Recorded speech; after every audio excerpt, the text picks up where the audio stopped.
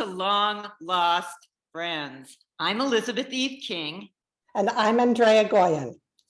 I'm a painter, performer, writer, Pilates teacher, animal lover, and biologist. No, I'm a painter, performer, writer, Pilates teacher, animal lover, and okay, I'm not a biologist, but we're long lost friends. So today we're really excited to be talking to Mariana Williams. She runs Long Beach's Search for the Greatest Storyteller, and she's also a prolific writer and also, as you can see, an animal lover. What beautiful creature are you holding? This is Stormy. You can call it a rescue cat, but I didn't really grab her from a top of a burning building or anything. Everybody has a rescue cat, don't they? Yeah.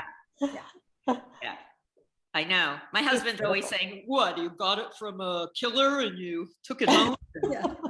But so, Mariana, we've already talked about storytelling, and this time we really want to talk about your writing because you've had quite a career. A lot of shorts and what, 4 novels? I have a series of 3 novels that started with this one here. Great. Called Happy New Year, Darling. Happy New Year, Darling. Oh, and then love the cover. Thank you. Stars or Stripes, 4th of July. And I have one in between that I didn't have handy, but another one of short stories is Love, Regret, and Accidental Nudity. I love that cover so Great much. title, and great title. Before that, Evie did a cover for me. Right. Oh, nice. Yeah, that's one of my paintings. That's one of her paintings, Coming Clean. So it was me telling more, open up your gut and spill it stories. Revealing stories about all the horrible things Mariana's ever done. Yeah, right. Okay, not all of them. Okay, I'm gonna just tell you that this is how I write, and I don't get writer's block, and it's pretty easy for me, and I'm gonna suggest it for all of you. Right. That is, if you go to a writing class, sometimes they tell you to invent characters, and they make you go to all of this trouble of what kind of car would they drive, what kind of music would they listen to, what do they like to eat, what do they look like. Forget it. That's too much trouble. Every single person in every single book is somebody I know or have seen. You know how they talk, you know what they wear. They don't even know each other, but you put them in the story, so you got that character straight. You know how they talk. And that's why when I was in a writing class, they go, "Oh, Liz would never say that." And I go, "Liz said that." Oh, yeah, she did. But anyway, so there's one. Only draw from characters you've met. It doesn't have to be your mother-in-law or somebody that they're going to recognize when they read your fiction. I'm talking about fiction. That's what I'm writing here. But you can talk about the mechanic or the guy at the dry cleaner. Like, people have, we're all people watchers, and we've seen interesting people in their kind of cooking mannerisms, and you can draw from your whole life. So in my book, The Valentines State, the 2 characters was a sexy girl who's 25 and actually in real life took me to the Playboy Mansion because she was dating one of Hef's best friends, Liz. Her name is Liz. And then the other main character is Billy. And Billy was my handyman who was living at the house fixing up things, who ended up being gay, but I didn't know at the time. Like, who cares? But it kind of came out in a weird way later. So they never met each other. I knew them. They were both in my life like 20 years apart. But in my story, The Valentines State, I moved to Seal Beach and with Liz, who just needs a place to stay for a few weeks till she gets her modeling career going. But I move into a place a place I can afford that needs to be repaired. So I called Billy my handyman. Now I've got my characters. A very interesting, shallow, blonde bimbo, and a very conniving handyman who's just got out of prison. So he's fixing, everybody has something that they need from another person. I I need a roommate, kind of, but not really, but I'm by myself. So I let Liz come and live with me. And I need somebody to fix up the house cheap, but he has a bicycle because he doesn't have a car because he just got out of jail. So he's got to crash there a lot too. So now these are the characters. Okay. So those are characters in every book. Every character is somebody I've met and I can draw from. That's one. And then the second thing is, I see it like a chessboard. Here's your setting. See the chessboard? And then here, anybody who knows how to play chess, these are your characters on the chessboard. The chessboard is the setting. It could be your college campus. It could be Vietnam. It could be New England. It doesn't matter where. I'm just saying in my case, it was Seal Beach. Okay. All of the chess players can only do certain things, right? The pawn doesn't have very much power. It just goes one at a time like that. The queen can do anything and get rid of anybody, diagonal, forward, straight, back. The queen has all the power. Now, is the queen the protagonist or just your enemy? Don't know. The person who is the rook just goes straight. That's all that person can do. So that's a person who has the characteristics of only seeing one way, only can do it this way. Now, your other character, the bishop, he goes sideways. You don't know when that's coming. See?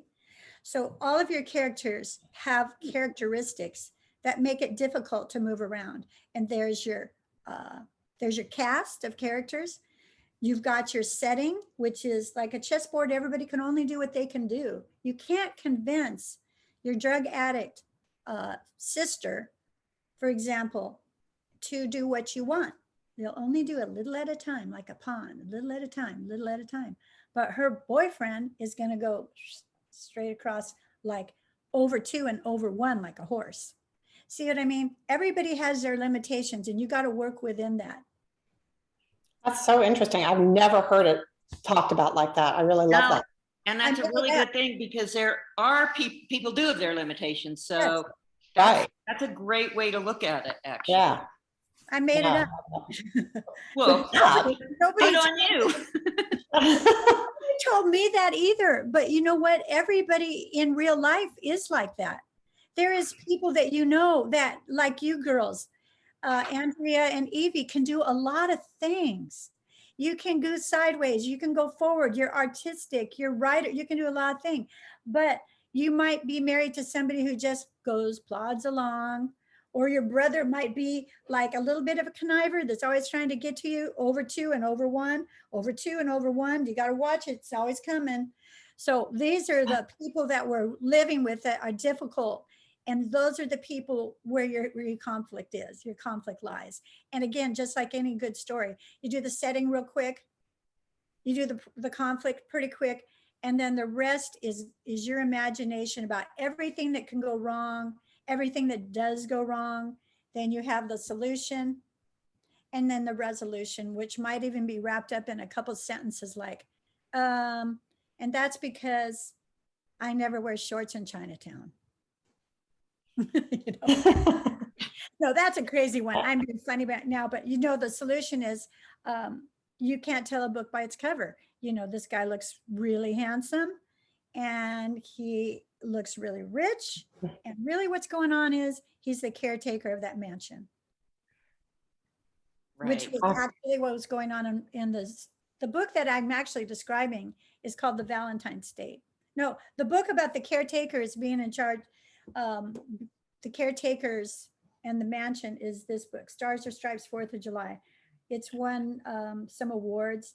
And what it's based on, again, everybody I know in the story and myself. And I was in Florida and I was riding along with some people, and the person who knew the area said, see that mansion there in West Palm Beach? It has the gates, and they said the lady died a long time ago and left it to her dog. You know how old ladies will leave it to their dog? But you think it's going to be a little fluffy dog like Leona Helmsley, but this was a German Shepherd, and the German Shepherd was like running around the yard.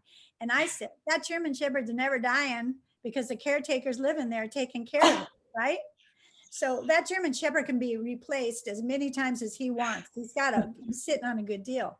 So I had my character, that's a true story. So I had my character when she was in Hilton Head meet her and her friend meet these two guys in a bar, and they're kind of vague about where they live. And then finally her and her girlfriend follow them over there and see, oh my God, they're living in this mansion. That's why they didn't want us to know where they live, because they're freaking rich, you know? And so you see what I mean? And then the story goes from there. Yeah, Yeah. that's great. Oh, thank you. And you That's know, Right. that starts using real people, that's a really good, even if you don't use them exactly, even if you just draw certain characteristics from them, that's a really good way. Because if you're making it up, everything up, I mean, the less you make up, and if anybody reads my fiction, you'll see that's pretty crazy. But yeah, a lot of things we don't make up to give it a little grounding. And here's Yeah. another thing in writing, you all know that you can replace names. You know that because you just hit the name and replace the name. I Mhm. use a person's name all the way through because it helps me who that person is. I use their real name all the way through. And then you replace it at the end. I change it at the end. I Interesting. changed it slightly. So Richard is Raymond, but Billy Anderson, the person I wrote about in the Valentines State, he passed away during, just after I wrote it. So I never changed his name. Don't you find sometimes, I know I find if I'm writing something with a particular name, it's hard to change because I really get wrapped up in the name being the person. Right. Well, I just changed the name very, very slightly from what I understand why. I understand why you do that because it's tough. Mhm. Yeah, Do you ever write about characters that you really know and introduce them into your fiction, Andrea? Oh, yes. Yeah, I wrote a lot of plays. I was a member of a theater company and I wrote a lot of plays, and a lot of those are based on real experiences. Yeah. Yeah. Yeah. Yeah. And as I say, a lot of my stuff is based on real experiences, even though people reading it think it's crazy, wildly inventive. Oh, where's your imagination come from? And it's like, well, My living room. my living room. I'm really writing about you.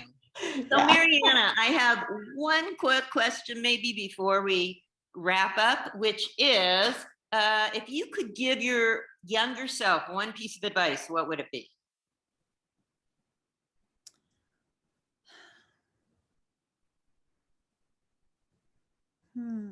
I guess maybe it sounds too obvious, but try to live with no regrets, because just back up what you're doing. And I have to say, I have very few regrets. I got a crappy dog one time. Like, I regretted that dog so much. And then I had to get rid of the dog. But how do you get rid of a pet that you get from the shelter? So I had to wash him and put a new collar on him, and then leave the gate open, because I knew somebody would want this beautiful dog, but it was running away all the time. You know how you have a pet like that, and it's like, hey, I'm doing everything for you, and you don't even appreciate it.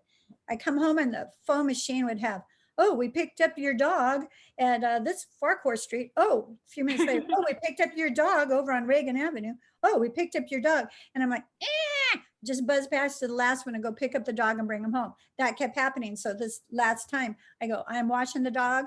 I'm putting a nice collar on, I'm letting him go. And he was in the local newspaper like a week later, like, we found a beautiful dog. But I live with probably no regrets, hardly any regrets at all, and just try and back up what you're doing so that you won't have regrets. Nice. That is a really great advice. And now, best thing we learned this week? Best thing we learned this week, and favorite cookies. Ooh, yeah, raise them a little. We didn't see. Oh, no. Ooh, what is your favorite cookie? Well, this week it's a triple cranberry oatmeal cookie from Bon Appetit. I mean, I don't really make up my own recipes. They're all recipes, but I just have favorite ones. Is Bon Appetit a recipe or a coffee shop, or is Bon Appetit, the magazine? Oh, So it's from them. So while you guys tell me about yours, I'm gonna eat a cookie. Sorry, you can't all have them with me. Exactly. Okay, well, so best thing I learned this week, giraffes, charismatic and terribly endangered, have actually social systems as complex as elephants, and a great many are female postmenopausal giraffes who sort of hold the giraffe society together. And that hasn't been known until recently, and I'm hoping that will also help maybe protect them, and I think it's cool. Wow, that is cool. Mine's just a little thing again. Elizabeth keeps coming up with these amazing science things. Mine is, I watched a thing on Agatha Christie, and she sold, I have to read it, 2.3 billion copies of her novels have been sold, second only to Shakespeare as the most published person in English language. Wow. And there was all kinds of other really cool stuff about her, but wow. I haven't read any of her books. How about you two? Oh yeah, I've read some Agatha Christie. Yeah, they're fun. They're fun. They're very fun. Yeah. And Andrea, you haven't either, so I don't feel so bad. Yeah, no, I haven't either. I mean, I've seen shows and plays and things, but I haven't read any books. So I have. But yeah, I don't want to say if you've read one, you've read them all, but there is a definite similarity. there's a formula. Did you paint those paintings behind you? I did. Beautiful flowers. Yeah. That's definitely worth mentioning. Thank you. Yes, I painted, and thank you. The one that's got like a lavender petals, and it's on green. What is above it? Is there a tree above it? Or I don't understand. Oh, here? Oh, it's, I have a brick wall. It's hard to hang things. So it's actually fitted into a stained glass window. So there's like, Oh, that's why there's a tree coming out of the top of the. Okay. yeah, it's not really in the painting. Oh, it's beautiful. It's lovely. Added interest. Thank you. Especially Yay. the depth of the petals. You can really see the depth of the petals. Thanks. I like that. Yeah, it's a camellia, one of those perfect camellias where you just like, wow, that's amazing. Gorgeous. So do you have any last thoughts you'd like to share with us? Best things? That's the thing that I learned this week. If you guys haven't seen the spice tarjin, Tarjin, they use it in Mexico a lot. Evie, they use it, it's the lime chili that they put on the ikima and the fruit. When you get Oh, the yeah. stand, it's like sprinkles out and it's red and it's lime and chili. It's the best you can get. It's called tarjin, Tarjin. And if you get it at Trader Joe's, it's just called chili lime. But if you get regular chips, like any old chips, and then you sprinkle it on the chips, it makes it better. And if you make quesadillas, it makes it better.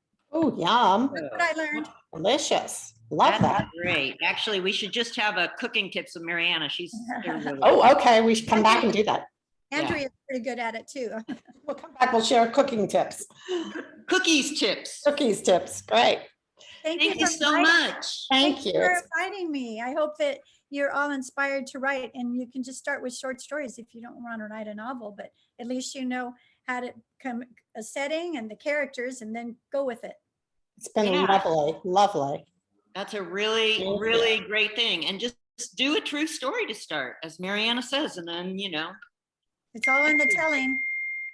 Thanks so much. And thanks for introducing us to your lovely pets. Yes. Bye, everyone. Bye-bye. Thank you. Bye. Bye. Bye. Bye.